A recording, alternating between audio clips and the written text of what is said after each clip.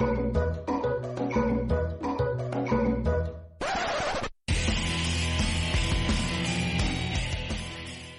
everybody, and welcome to episode 12 of Funny Blunt Truth. I'm Don, here with a very special guest today. My co-host, as usual, is Dave. You in the room, Dave? Yes, I am. Hello, guys.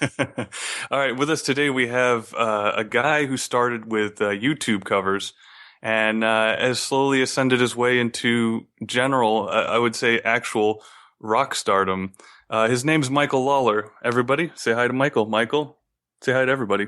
Hello. What is going on? So if I have this right, just out of curiosity, you actually, when you started singing, did you go straight to YouTube covers of other bands that you liked? Can you re-explain that question? When you started singing, so did you just like start singing recently? You're like, I'm going to make YouTube covers to launch a career, or was it something like you've been singing for ages and then all of a sudden you just decided to make one after, or you know what I mean? Like, yes, I know exactly what you're talking about. I actually started out not on YouTube. I started out doing a solo project. This was probably when I was maybe 22 years old. Mm-hmm. At the time, I was really involved with golf, and my real dream was to be a professional golfer. Wow! And it didn't seem like I was working out, and I started kind of getting into music myself a little bit. I know you guys are big into music too. Mm-hmm, mm-hmm. Absolutely. And just the inspiration from some of these bands that I've been listening to, I was like, why didn't I get into this earlier? Mm-hmm, mm-hmm. So basically, I started a project. I was on an internship in Long Island. I was working for a golf course, and I had this little crappy room in this house that they provided for me. And that was when I was like, you know what, I'm going to get into music. And that's where it all started. Mm-hmm. That's awesome, man. When Don was explaining some of your story, I was like really pumped to have you on because, it's pretty inspiring to me.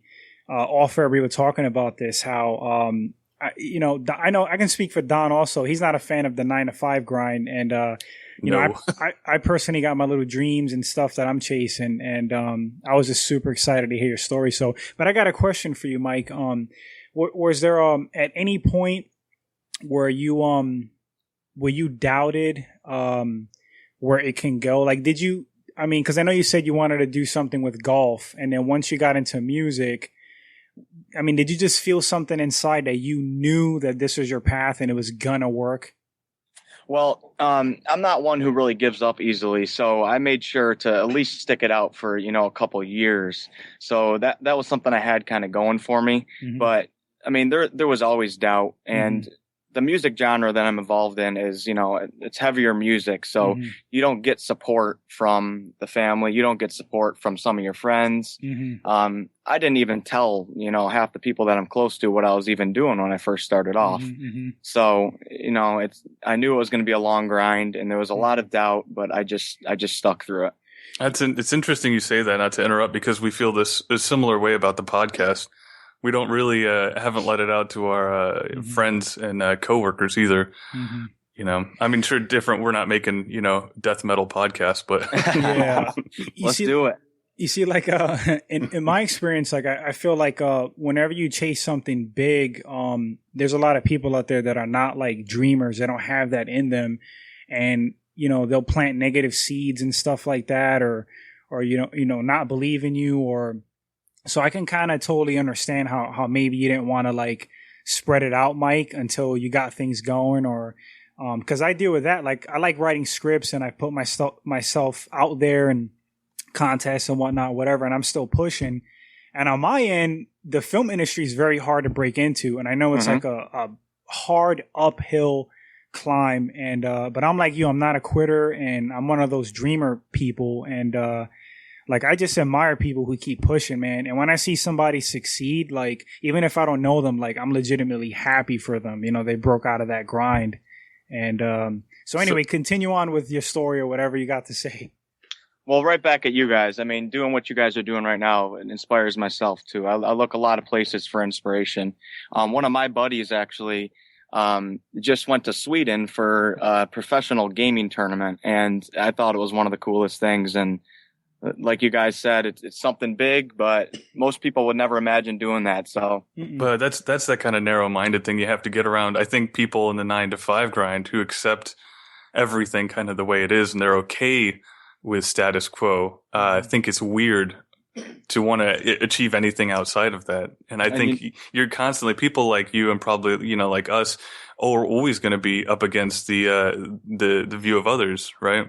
Absolutely. I'll tell you one good thing. Well, I would say about, 99% of the society that we live in is like you said, they've just been sucked in by society. They're just working, whatever. Their dreams go away and they just settle for less. The good thing about that is even though our paths are so hard and it's so hard to get to the top, there's a lot less competition than when you actually think.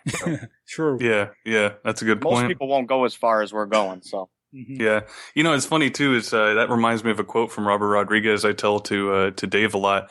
And that's he was at I think it was a film school giving a speech, and he goes, it's much easier if you just aim for the top 5%.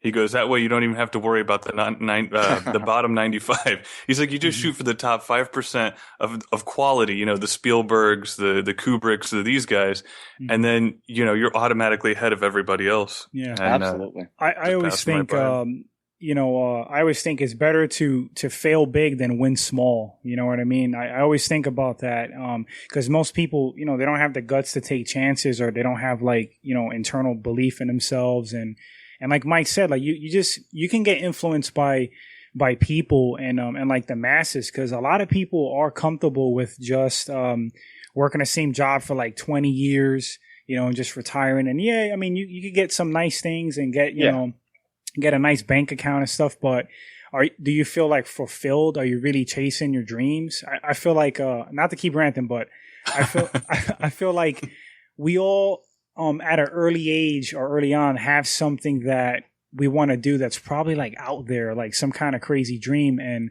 some of us pursue it and don't give up, and some of us like just let it die. Yeah, I completely agree. I do have a question though for Mike again, and that's you started making YouTube covers of the bands that you like to listen to. And at one point, there was a band who we listened to. Dave, you probably don't. The band's called North Lane, and they are from Australia. And I do believe their lead singer got some kind of vocal issues. I don't really know what the case is, but he couldn't perform anymore without being in pain. Like Mike was saying, it's pretty intense, and it takes a lot of stamina to perform like that. When that North Lane audition came out, when they said we're taking tapes now, was that something that you knew you could latch onto and potentially get a career out of? By the time the Northland editions occurred, I already had been doing covers for, I want to say, maybe close to 2 years. So I started building my own following. I didn't have a lot of followers by any means. I had maybe a couple thousand subscribers on YouTube. But that was a big deal to myself. I mean, if there's a couple thousand people watching what I do, I mean, you obviously feel great about yourself. And when the Northland editions occurred, I was ready for it. I was like, I'm going all in for it. So. And was that something that you figured you could use as a springboard if it didn't work out? Because you had to have gotten huge traction from that, because they basically came out and said that we like these 5 or 10 guys, and you were one of them. It was huge for me, man. I almost want to say I'm happy I didn't get the part, because I don't think I was ready to take that step yet, to be honest with you. Right. I mean, they're going, the first tour they did right after the auditions were over was with Parkway Drive, and they're one of my favorite bands. I can't even imagine what I would have looked like on stage if I got that part. So in a way, I'm happy that I didn't get it, because what it did was it gave me a lot of confidence. And it basically was a big turning point for me, because now all of a sudden I had all this exposure from people, and I had people messaging me and people backing me up. And it just really gave me motivation to say, this is not the end. This is the turning point for me. Now I'm going to start practicing for live shows, and I'm going to be prepared if something like this happens again. Now, I will say that me and my wife actually followed you pretty closely, because I think everybody who was, listening to the North Lane auditions and watching the videos, everybody had kind of picked their favorite, and it was like horse racing almost.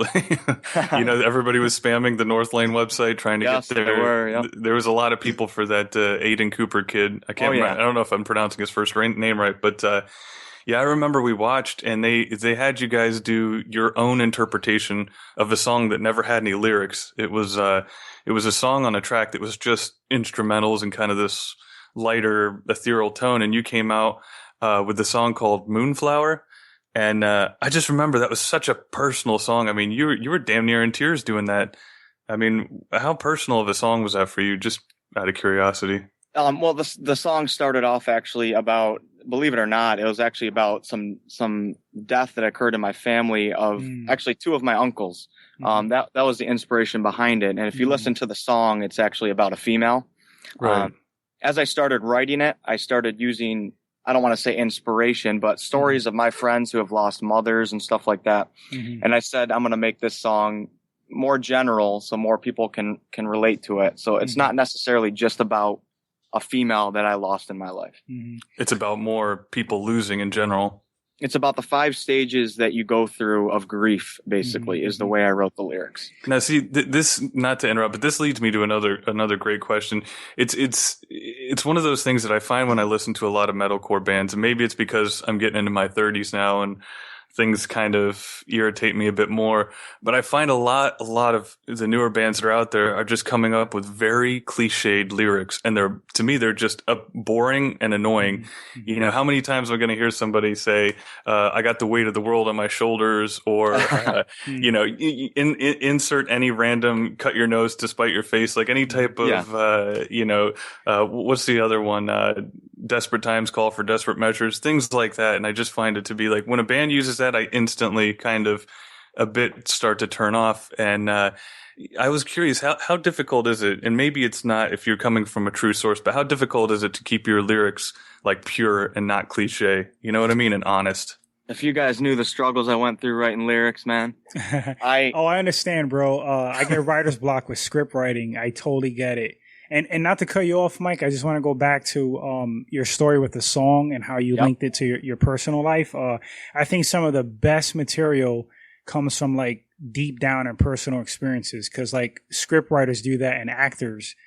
Sometimes they're in a scene and they dig deep into like personal experiences to bring like that emotion out, and things just kind of like unravel, and just, you know, some of the best things come from that. So that's pretty amazing. But go ahead. Sorry to cut you off. No, absolutely. No, don't worry about that. You know, you can't be afraid to reach out for help from others. One of my good buddies, is very talented at writing poetry, basically. And I wrote Moonflower and sent it to him, and me and him went back and forth, and he offered me better words to use. I wasn't scared to ask for help from somebody else. And that's really important when you're trying to achieve bigger things. You got to understand there's people out there that are better than you, and you can't be afraid to reach out for help. You have to have the wisdom and the humility to do that. That's awesome. And I do want to recite, if I could right now, not to be very, very cheesy about it, but it's the lies outside that pierce the eyes of a society that's glued to TV, this counterfeit vision of life. And that's just some good shit, man. I appreciate it. Yeah. That was that from your new one, right? Epiphany? It's called Empathy. Sorry. We just released it last month. Those lyrics, actually two of the songs on the EP album we just released were actually poetry taken from that friend of mine. And I actually used his exact poems and turned them into lyrics. Now, Empathy, I wrote on my own, one that you were just talking about. That's awesome. You can't beat that. I think it's the same thing. I've written a couple scripts. I'm not as prolific as Dave is anymore. Like, he keeps up with it a lot more than I do. But yeah, it's the thing is to find yourself not writing into the common tropes that everybody else does, to try to put yourself into that limited group, that 1%, that 5% that's really making quality stuff that's actually difficult to overcome. Because if you're not careful, a lot of the times you can really fall into the, you know, just common routines that you hear all the time from lesser artists. You see, go ahead, Mike, go ahead. I really appreciate you bringing up those lyrics, because I'm sure you guys do it too. I self-critique myself in the worst way possible, and everything I write, I just think it sucks. So I appreciate you guys talking about that. Yeah. Dave, did you have something to add to that? Sorry. Oh yeah, what I was going to say with writing, and I'm pretty confident it's the same way with like writing songs, like lyrics. I I can't force myself to write. Like I can't just sit there and say, Monday, like I'm going to do, a quarter of this script and get it done. I have to kind of write when I'm inspired and like when I'm feeling it. If you try to force it, usually it comes out like crap. Like that's like in my experience. Absolutely. So it's just something you just feel, and it can be like weeks could go by and you're just not, something's not driving. And then one night you sit down and it just comes out of you. So is it like that with lyrics, Mike? Oh, very much. I get, after the Northland editions happened, I had a lot of bands asking me to do features in their songs. And I realized quickly as I started accepting all these features and telling them how to do them, that I can't really work on a timetable with writing the lyrics for them. So I started making all these bands write lyrics, send them to me, and then I will do the feature. That's how hard it is for me to write lyrics on the spot. Mm-hmm. What's a feature? Sorry. A feature is like a guest vocal spot. Like a band will have a different artist sing like maybe 20, 30 seconds of a song. Okay. So it's when you see like North Lane featuring Mike Lawler, whatever the case would be. Yeah, exactly. Yep. And they would send you their lyrics for their proposed song, and then you would put the fill in somewhere where you felt happy. Exactly. Yeah, wherever the band wants you to be a guest vocal on. A lot of bands do it to add exposure for themselves. They'll ask larger artists to feature in their song, often paying for them to do it. And basically you can put that artist's name on your song now, and it might bring you some publicity. So I guess that would make sense in the pop culture world, and I guess that's a thing in the prog metal underground scene as well. Absolutely. That's good stuff. So Mike, I got a couple of questions. So with your success, like we had an episode recently on like fate and destiny versus like just putting your nose down and just grinding hard work to reach success. So in your opinion, do you think that, I guess the first question is, do you think that is it like a fate destiny thing, or is it all on your back, success in your case? And the second question is, did you have to work at your vocals, or were you kind of born being a good singer? You know what? I actually listened to that podcast that you guys did. Thank you. No problem. Awesome. And I can understand. I know you both were kind of conflicted on the idea. Was I correct? Yeah, I was kind of torn between both. Yeah. Right. Okay. So, I mean, personally, I lean a little bit more towards the hard work, personal determination side. Mm-hmm. But I mean, who's to say that some higher power? Who knows? Who's to say that you weren't destined to do that? There's no way we can prove that you are or you're not. So I'm not going to disapprove that theory. Mm-hmm. I feel like the reason why I lean towards the hardworking aspect is because I feel like the human nature is just so unique and crazy, and there's just so many things I can do. I didn't have to pursue music. There's other things that I'm very passionate about, and I chose music. I feel like there's so many different things I could have done, but I feel like I personally chose music. But like I said before, I mean, who am I to say that I wasn't destined to choose that? So. And then as far as like the vocals, Mike, did you always have a good voice, or is it something that you said, all right, I got to work on this, and you just got good? Absolutely not. My voice was garbage. Wow. That's interesting. I mean, I was like a shower singer, like, that's basically it. And, when I turned 22 or 23, how old are you guys, out of curiosity? I'm an old guy. I'm 35. I'm 32. That's not bad. I'm 27 right now, so not too far behind you guys. But when I turned 22, that was when my dream for music started, and this had me a little worried because you get all these bands that are out of high school. They've been practicing since they're 16. Protest the hero. Exactly. Yeah, and I mean a bunch of bands, and believe it or not, I mean, our music has what people call, it's called screaming. And the screaming part, it took me a couple years to even be able to do a scream that was acceptable in the public's eye, believe it or not. So, which is amazing, because listening to you now, it's like no doubt about your skill.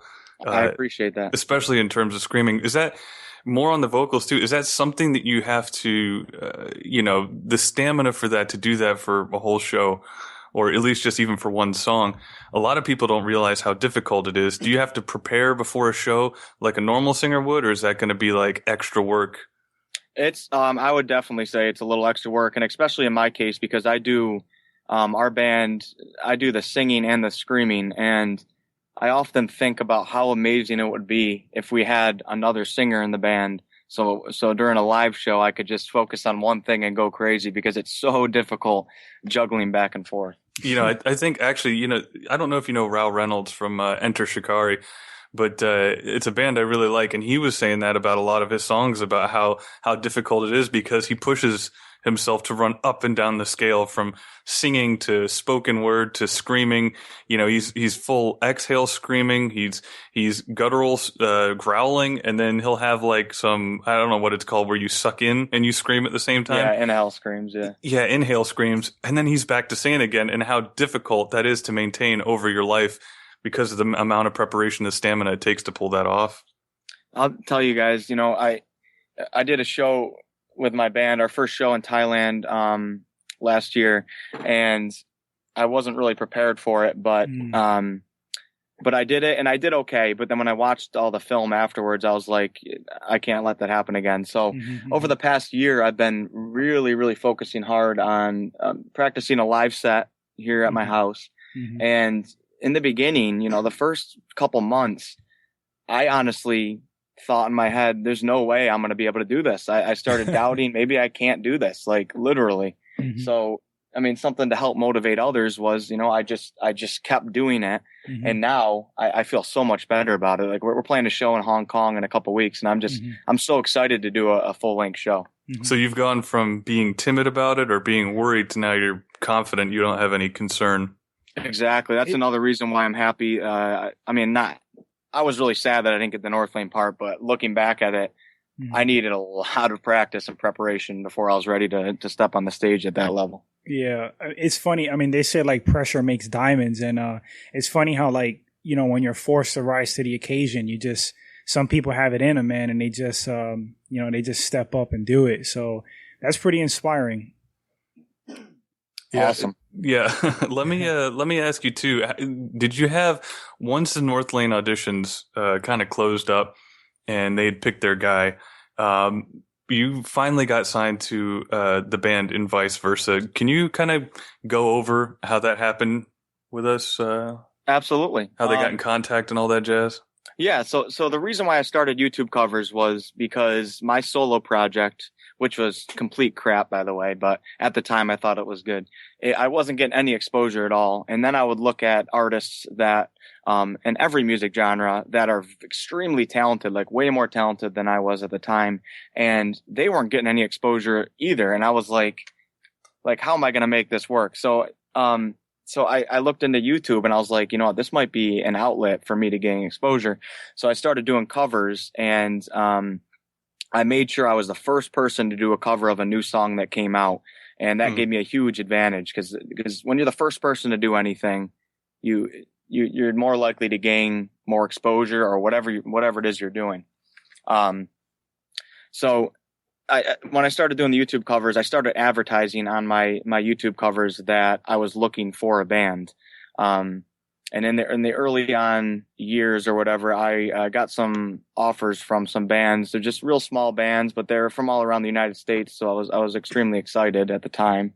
But after the North Lane editions hit, and I got a lot more exposure, I started getting offers right after that. I started getting asked by bands from Europe and from all sorts of places, and it just got me so excited. I mean, these weren't any extremely big bands or anything, but they were bands that I would have easily just given up what I was doing here in the States just to join. And so why did you end up going with and vice versa?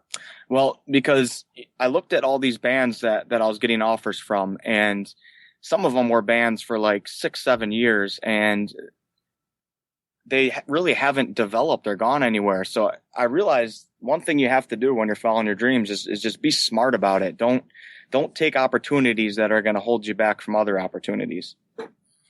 That's a fantastic point, by the way. The Great fact advice. that not to like overinflate you, like we're some big fans, but I don't think people realize how critical that is when you're trying to develop a career in entertainment and you have to pick and choose your own path. With something like that, it would have easily been, and nobody would have faulted you either. It would have easily been acceptable for you just to pick a band and say, "Oh, they want me, I'm taking that." But you sat back and you analyzed and you said, that's not going to be for me because they've stagnated. You know, maybe when they came out, they were decent, but they never went anywhere. You know, maybe the band has rumors of like, unprofessionalism or whatever the case is. And you said, no, I'm going to pick this band from Thailand. They're from Thailand, correct? They are from Bangkok, Thailand. That's got to be real That's wild a big too, jump. right? That is a big jump.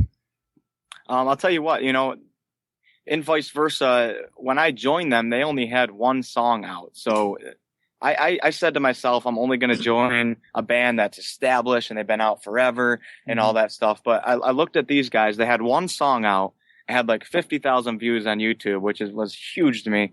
And the drummer is a female Asian girl drummer who is also attractive and who is semi-famous on YouTube. So there's no problem with that. You know, yeah. So she has this cover of Bring Me the Horizon out that has like 600,000 views or something. And I saw that and I was like, this is a huge marketing boost right here. Like this, even though this band isn't developed right now, the fact that they have this drummer and they have so many fans already and they haven't even done anything really, like it was unique. It is. And the rest of the band's no slouch either. I mean, you know, listening to them, Time's signature changes, everything was clean. I mean, you know, they definitely, I think you make a good point that they look like it's a potential that you could get into. I think is what you were getting at to make even bigger. Mike, I kind of have a fun question for you, for the people listening. So, all right. So obviously, I mean, you do metal.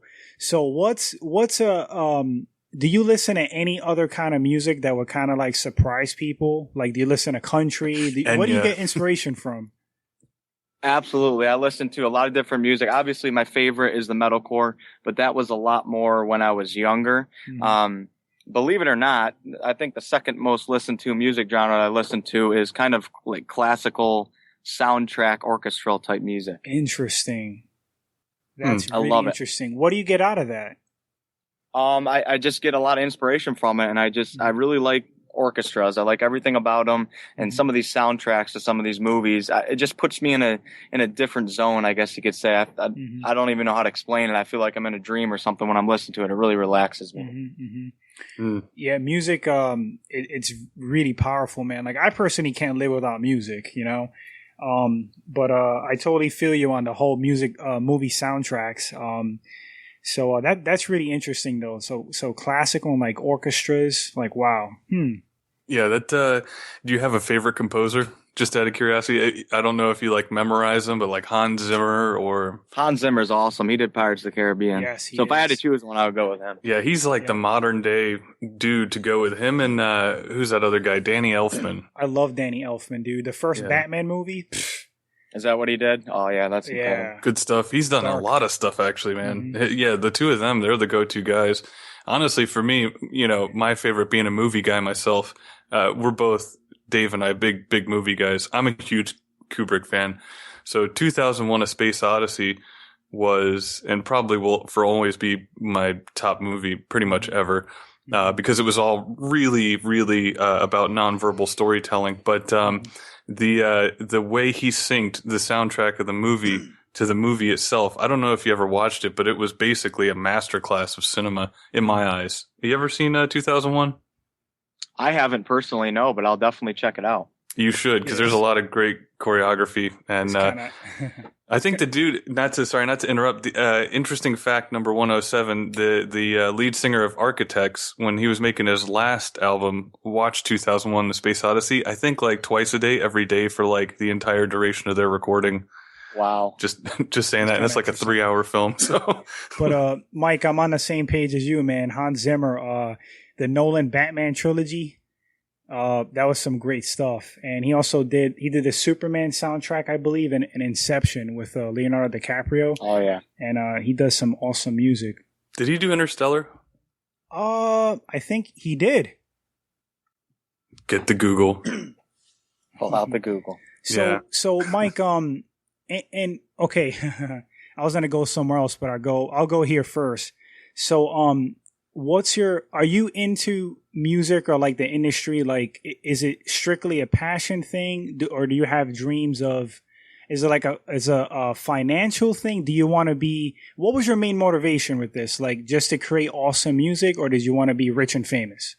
Well, the first motivation was the passion, absolutely, because I just looked at these singers and I just wanted to be like them, up on stage, getting everybody pumped up. It was just something that I wanted to get into. Mm-hmm. But if you want a passion to become your life, you have to think about the financials a little bit. So, mm-hmm. I mean, obviously I would like our band to take off to high financial levels. I mean, who wouldn't? As far as the fame goes, here's the thing about fame is when you think about fame, it's kind of like an arrogant word, like, oh, you want to be famous or whatever. Mm-hmm. But for musicians, and I'm sure in a lot of other type of things, the more level of, in quotes, fame that you achieve, the more exposure your music gets. And that's the point of being a musician is just spreading your music and making people happy. So mm-hmm, mm-hmm. Spreading the heart. That's the ultimate goal, I guess, right? Mm-hmm. Absolutely. Yep. Now, I know I'm asking a lot of questions, Don. You probably have some also. No, shoot away. I don't know how much time you have left, Mike, but so the rush on stage, can you describe that for people who are not singers and have never experienced like a bunch of people in front of them and driving to your music? Like, that's a good question, What does that feel like? Oh, it's awesome. It's awesome, man, especially in the metal industry because everybody just goes crazy. So... you just get like a natural high and you're just up there and it's almost good to be doing screaming music because you just scream, you just get everybody pumped up. Sometimes I don't have to worry about finesse. I mean, a lot of our songs I do, but during the heavy parts, man, it's just go all in. Nobody even cares what's coming out of my mouth. They're just going crazy. Isn't that kind of the allure of a live metal show too? Is it's all emotion, most of it. I mean, it's just raw energy. Mm-hmm. Oh my gosh, yes it is. I hate how the metal industry just gets such a negative view from the public because it's like I don't even look like a metal guy. Like I'm a normal guy. I mean, golf was my goal before metal. Like you would never correlate the two. Mm-hmm. Small transition. Yeah, and it makes me so happy. Like people like to judge this music, but without actually looking into the lyrics and giving it time to kind of sink in a little bit. Yeah, I think the general public views metal as I love metal. I love all kinds of music, but I think they view it as violent, like super aggressive, and anybody into metal like wants to punch people in the face. Like, and it's all like baby entrails and Satan, and that's actually babies. That's something that really irritates me because a lot of people will hear my music playing. Because I listen to music all the time, 24/7 in the house. I don't ever have the TV playing. I only ever have music playing. Mm-hmm. And they're like, God, this is that kill your mother, worship Satan music. Mm-hmm. And it's so hard. I get so infuriated. Now, granted, the older I get, the more calm I get. But a lot of the music in metal, and maybe this might be a surprise to some of our listeners, is actually about coming together. It's about overcoming differences. It's about cherishing one another, and that's something that I feel that the outside world, the mainstream world especially, just never gets to. They just never understand. Mm-hmm. I think. Judging, assuming and judging by the outside, without really understanding what's going on is just like ignorant. One of my favorite artists is Henry Rollins, and if you listen to his music, you think he's just like some crazy, Neanderthal kind of guy, and he's super articulate and like really intelligent. And so is it frustrating, Mike, when you deal with people who just kind of judge metal and like its listeners and they kind of put a label on it? It used to be very frustrating to me, especially because when I first started, I was putting in a lot of hard work. When I was doing my solo project, I think I logged like over 500 hours with one song because I was trying to get it together and I didn't really know what I was doing. But then to not be able to show that to when I show it to people, they automatically just don't want to listen to it or whatever. That became very frustrating. Mm. Yeah, and you're like, boy, if I was only making like just lame I don't even know. Like, give me a main singer, like Adele. I kept wanting to say Adelaide, but that's Nickelback. Yeah, dude. But to be honest, I'm probably gonna get some hate on this. I don't think Nickelback is that bad. They have some stuff. Okay, Don. Sorry, I knew that was coming. I have no compassion. I'm pretty lenient. You know, I'm not a fan of country, but I can still appreciate some aspects of country. But I pretty much flow with anything. That's just me. I don't know. For me, and I don't know if it's the same way for you, Mike, but when you listen to music, especially for me, I need to hear progression. Is it the same for you? Like, I need to hear time signatures. I need to hear more than one octave and one chorus that's repeated 15 times in a minute and a half. Yeah, you know, I understand where you're coming from, and metal music just has so much of that in it. That's why I wish more people would give it time to sink in. I have a lot of friends that didn't like it, but I just kept making them listen to it over the years, and now they're huge fans. Clockwork Orange style. You just tape their eyes open. You're gonna like this, damn it.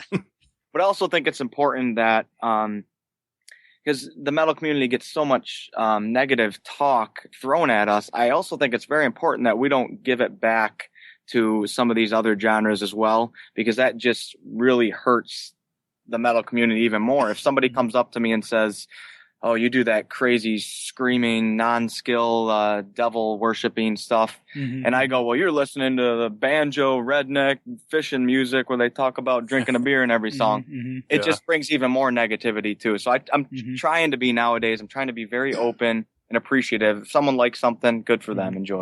Dude, more power to you. That's hard to do. From my experience, it's hard to do because when you come from, I have a slight obsession with classical music, Symphony No. 9 in D minor, or a lot of prog metal. You know, you're talking Animals as Leaders, Protest the Hero, things that the general public I just don't think grab onto, and it's very hard to keep to bite your tongue when they say, "Oh well, you know, Lil Wayne, that's the greatest musician ever. He even plays guitar." And for you to be like, dude, that's I can honor that opinion. More power to you, Mike, because I have a hard time keeping my ass shut with that. Dude, but I think I can't do it. Okay, you brought up like the whole Lil Wayne thing. Not to like bash him, but I saw this video of him on YouTube like trying to play like acoustic guitar or something like that, and it was absolutely horrendous. And I think the only people who would say he knows how to play is like really young kids that don't know any better. Like, no, even adults don't know better. Adults buy his records or whatever they do now. Download music. Sorry, dude. I wouldn't call them adults. That's I ran into a 50-year-old lady who worked at our place of employment who goes, "I really like Lil Wayne. I know he cusses a lot, but I don't know. I just like him." 50 years old, man, or at least older than that. That's a classic. So it's one of those things where it's like, man, you know, like it's at work, so I got to keep my mouth shut. But you know what I find cool also? That's tough. Kind of changing the subject. Mike, when you were explaining it, you had to really work at your voice. And I'm going to admit this and just be 100% honest. I didn't realize that, you know, and I'm not trying to offend you or anything, Mike, but I didn't realize it was like so much work to like attain like a raspy or a good metal voice like that, you know? I just learned something today. Like you have to really work on that, huh? Yeah, you absolutely do. That it's crazy. I mean, it almost took me longer to develop the raspier, screamy voice that I do than it took me to actually start learning to scream. I mean, we're talking literally a couple of years before I was able to consistently get out anything that was acceptable to the public. Mm-hmm. Wow, really interesting. So I learned something today. You just enlightened me. And that's got to be tough too, because it's not like when you sing, because you can sing and you can scream, but then you do these kind of like I don't know what it's like fry singing, where you add like a kind of scream to the sing. Is that something where that comes natural, or is that like you're trying to make like a trademark for your own voice? Do you know what I'm talking about? I actually do know what you're talking about. Well, I started off learning to scream. At first, my goal was I want to be a screamer in a band, and I couldn't really sing that good, but from the scream, I kind of mixed it with singing. And I was like, you know what, this voice actually might be something that people might want to listen to. Mm-hmm. So that's when I started to develop that type of voice. That had to have been difficult. So Mike, what's a vocalist from another band that, not who you're trying to copy, like somebody who inspires you, or like someone who you think has an awesome metal voice? I might get some hate for this, but Danny Warsnop from the band Asking Alexandria. Well, X Focus. Okay, see there it is. There's the hate. Now listen, because I liked him so much. I don't even listen to their stuff anymore, but the amount of different things that he could do. He could sing, he could scream, he could do low screams, he could do high screams. And then as he started to progress, he started doing like this more rocky, Aerosmith type voice. That it just really inspired me, just his progression, whether or not I listened to the music or not, just what he went through and how he achieved what he achieved really was inspiring to me. Now that's interesting because obviously that was me screeching. The older stuff, I just had a revisit with their first major release album. Was it Stand Up and Scream? Yep, it was. Yeah, and it was Change the Channel, the last episode. I think that's the name of the song.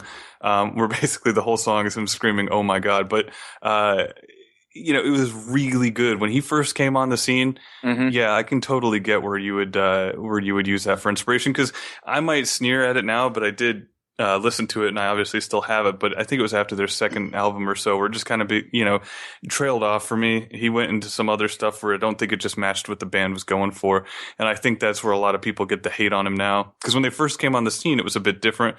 They were one of the first ones, at least here in America, mixing a bit of electronica with it, where it wasn't like over the top like a lot of bands in Europe. So yeah, I mean, I could see where you get a lot of that from. I completely understand what you're saying. Absolutely. He just, the guy can do so many different things. It just really inspired me. There's so many vocalists out there in the metal community that will just do one type of scream. Mm-hmm. The whole song, that's all they do. Or they have a set singer and they have a set whatever. But Danny Warsnop did it all. Yeah. And whether people liked it or not, he did it all, and he became extremely successful. So I will say I am getting annoyed with the newer music coming out because it is just, we need to have one really high pitched singer and one like growling singer, and then it's like, we're gonna be heavy, we're gonna be light, and then it's just like poppy, and I don't know like what they're going for. It's like they took something that had really good quality and then they just applied mainstream tactics to it. Does that make sense? Yeah, it absolutely does. As I kept singing over the years, it's really important to stick with things because you're going to amaze yourself what you're capable of. As I kept singing, I started developing new types of voices that I never thought I had. And in that song that you quoted the lyrics from, most of the song is like a really light singing, like Bring Me the Horizon's new record. And I never thought that I would ever be able to do light, like more beautiful, controlled singing like that. But as the years keep going on, I just keep realizing, like, as I try these new things, maybe I'm not good for the first year or two, but it's truly amazing what you can really accomplish when you really stick with it. And you just recently actually covered a lighter song. And I don't know what it is because I'm not really a big fan of it, but what was the one that you just released that was an all singing? I think that was I'll Be by Edwin McCain. Okay. Yeah. Yeah, I have to sing that for a wedding, so I figured I would cover it to see if the guy, one of my good friends, see if he even liked me doing it at all. It was a little scary. Did you get the part? Did you do the wedding? Yeah, I'm doing it later this year. So after I get back from our show in Hong Kong in the summer, I have to really start practicing that because I'm not really geared right now or meant to sing light acoustic stuff in front of a crowd. That's expecting beautiful stuff. I'm supposed to be getting up there going, "Let's go, mother." You know what I'm saying? So I have some work to do. So yeah. Go ahead, Dave. No, I had a couple of questions for Mike. They're kind of lighthearted fun. Mike, have you adjusted? Okay, was it a big adjustment to like the culture, like being overseas and like the food? Oh, dude, I was so like. I like to think that I'm not like a nervous guy, like I can handle anything, but there was actually a time before when I was getting ready to go meet the band for the first time. Yeah. There was a part of me that wanted to say, screw it. I'm not going to schedule this plane ticket. Mm-hmm. I'm just finishing up my college degree. Mm-hmm. I can just take a safe, easy route. I don't have to worry about what's going to happen. Yep. And but then I thought in my head, I was like, I'm going to regret this forever. So I went over to Thailand and experienced the culture. It was a shock. It was crazy. I didn't know if my bandmates were going to be able to understand me. But I said, screw it. I'll go for it. It's not like I'm going to die. At least I didn't think I was going to die. Yeah. I'm going to learn from it. It's experiences that I'll never forget. Dude, that takes extreme guts. I'm not a fan of flying, but just in general, man, taking a plunge like that's amazing. And it definitely seems like it's paying off for you.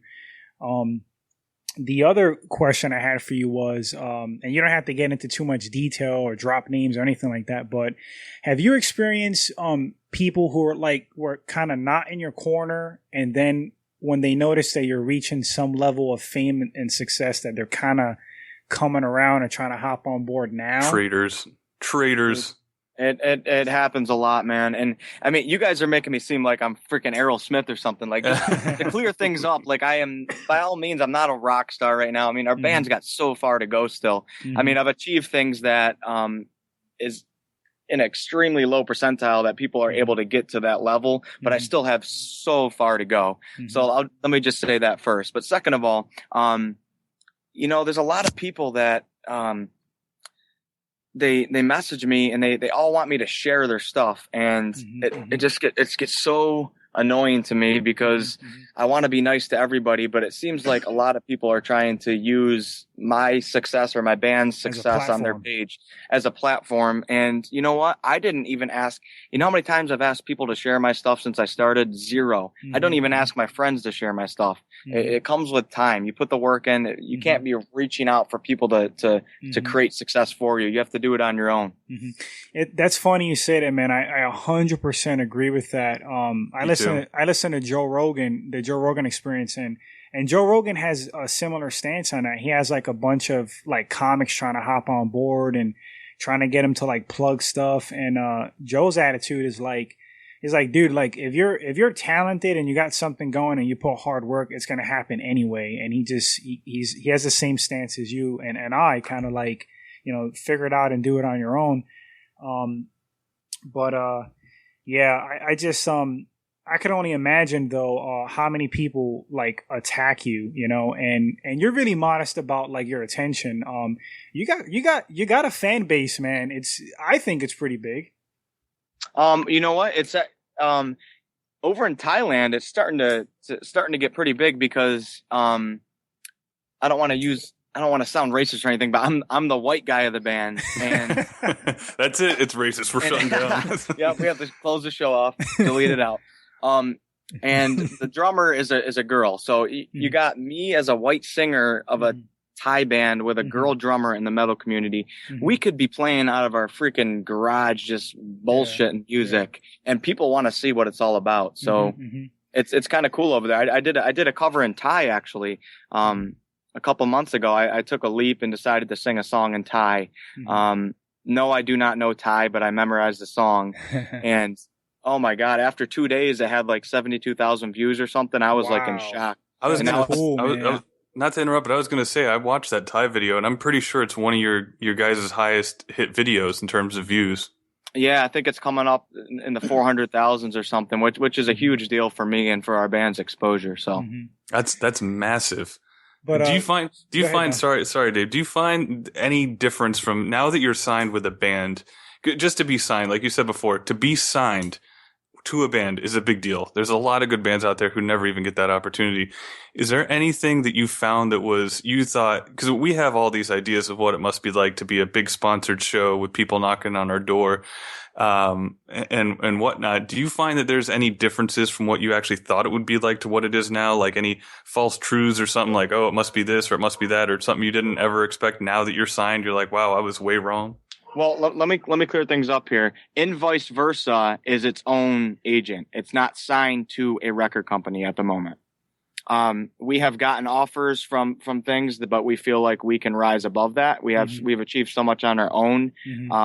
And record companies nowadays, they bring small bands and they make them huge. But if you're gaining a lot of exposure on your own, there's ways that you can do it on your own and bring in a lot more financials for your band and stuff like that. So and Vice Versa is not signed. I'm not sure if you're speaking of it in that way, or you're speaking of me being signed to the band itself. Well, I mean, honestly, it looks so professional. I thought it was signed to a band. I just made the assumption.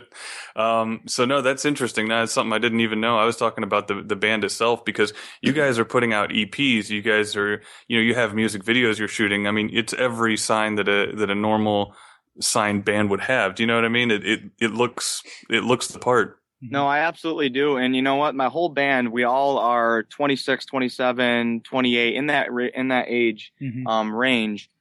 So we're not playing around right now. We don't have 10 years to develop a garage band and do all that stuff. So we decided, as long as we sound like we feel like we're good enough, these first couple songs and everything we do is going to be at the highest professional level possible.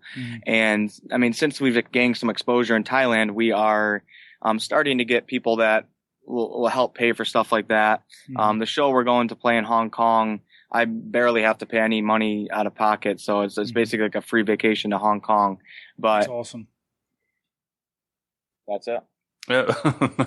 That's pretty sweet though. Like I said, you know, when you guys are putting out the videos and stuff, I automatically assume that you were signed to a label, especially with the release of an album. How hard is that stuff to do though, outside of being signed by a record label? Because I know that the being signed to a record label can produce a lot of negative emotions towards the record label, so to speak, you know? But you guys are doing it on your own. Does that make it more difficult or actually easier? Yes, it's much more difficult because, you know, we are in the process of right now of kind of trying to reach out to some labels.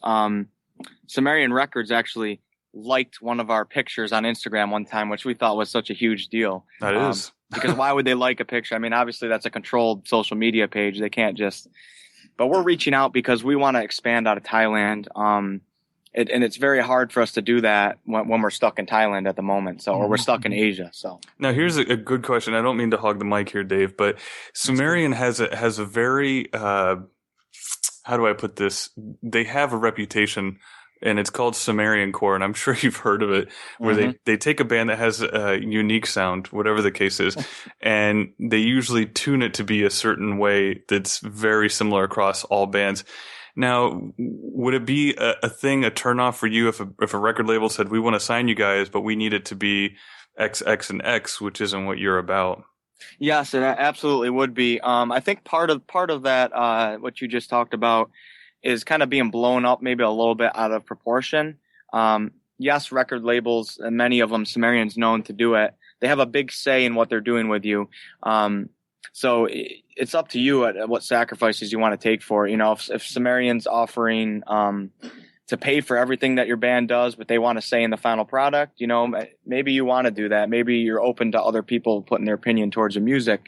But you hear of a lot of stories of bands leaving record labels because of that stuff. And I think we could find a happy medium in between there, as long as we met the record label people and see who we're working with, because I value other people's opinions.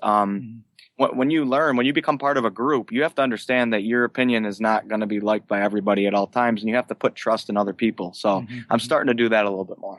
That's interesting, man. Don and I were having a conversation on this theme with like sponsorship on the podcast and how things would change. And I'm not a fan of being censored, man. I'm just like, you know, if something comes on a table and it's like a big deal or whatever, I can't say I'll fully agree if they don't want us to, if they want to change like the content and the theme. And I don't know if I will fully, you know, be cool with that and probably like wait things out. But Don, what was your stance on that? You were like, it depends how much money's on the table. Well, yeah, I mean, it would kind of be tough because the conversation we were having is, you know, you throw out hypotheticals because Dave and I think we're just, honestly, in some parts, even though I'm more into hard work, I think we're kind of born to podcast. We sit at work and we discuss this stuff. And one of the questions was at work was, well, what if somebody comes, like, let's say a company, let's say Adidas comes to us and says, we want to sponsor your show. And I think this is what you're hitting on. I hope I'm not veering off here. But Adidas wants to sponsor Funny Blunt Truth. And they're willing to pay us, let's say, $200,000 a year for 3 years. But we're no longer able to say, you know, cuss words, fuck, whatever the case is. Right. Would you still do it? I'd be like, count me out.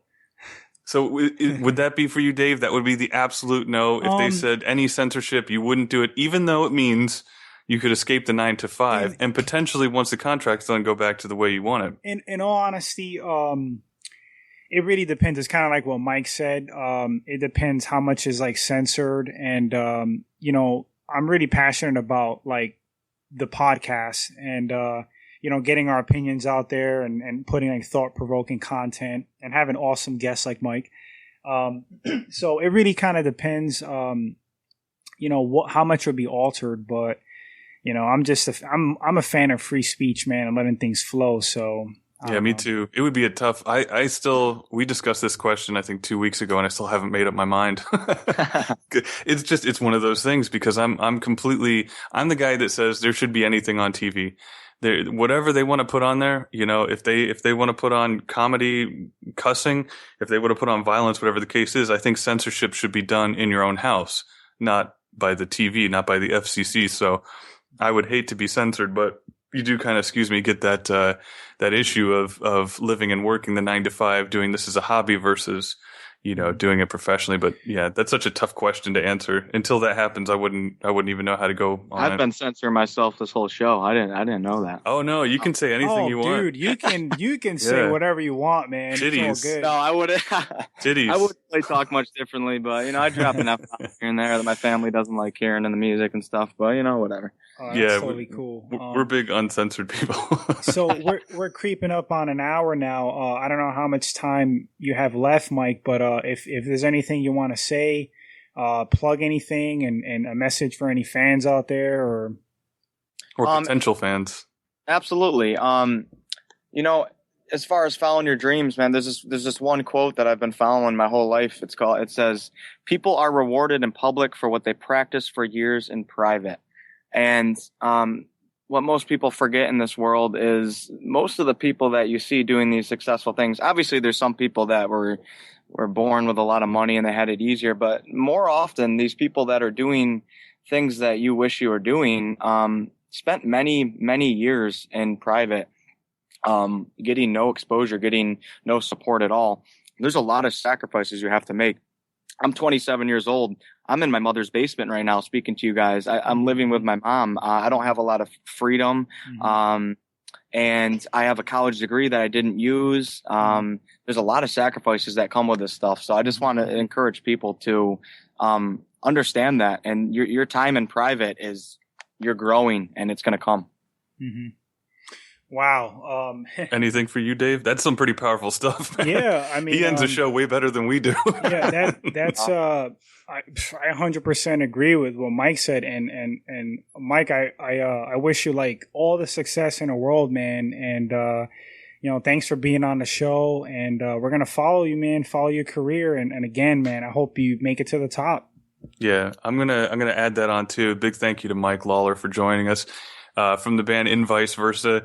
You can find their information on Facebook and YouTube, Instagram, and I'm pretty sure you guys are probably on Twitter as well, I would imagine. For us, we're going to put the links, if you're interested in any of their music, in the description below on Podomatic.com. If you have any questions, you want to know where to find them, any shows you guys want to see in the future, hit us up at Gmail. It's funnybluntruthpodcast@gmail.com. Twitter and Facebook and Instagram at Funny Blunt Truth. For Mike Lawler, Dave, and myself, Don, this has been episode 12 of Funny Blunt Truth. We'll see you guys on the next one.